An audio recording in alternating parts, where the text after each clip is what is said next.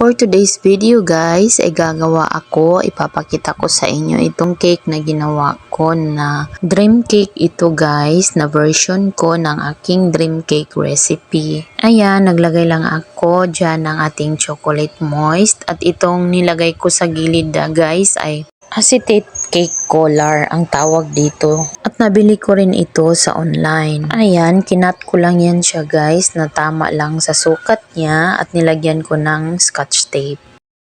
At dito guys ay naglagay lang ako ng aking chocolate ganache dyan para naman ay para chocolatey yung ating cake at saka very moist. At isinunod ko na itong ating icing na mocha flavor. Ganyan ko guys inilagay yung ating icing para naman ay hindi tayo mahirap.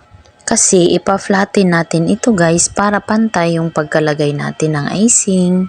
Whipped cream pa rin itong icing na ginamit ko guys. Para lang din tayong gumawa ng lava cake guys. Pare-pareho lang yung procedure nila. Ayan guys, sa nakikita nyo ay plastic na kutsara ang ginamit ko dahil ay magaan lang siya. At hindi masira yung ating icing dahil nga ay magaan lang siya. Madali lang natin siyang mapantay.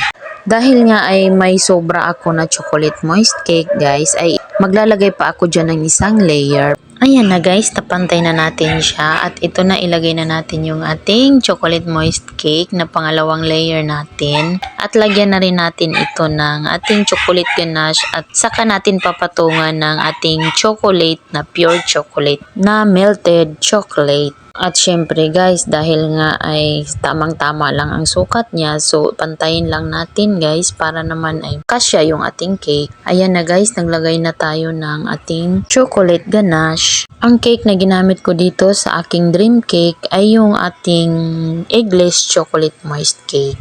Ganyan kadami ang nilagay ko na chocolate ganache dito sa ating pinaka-top ng cake.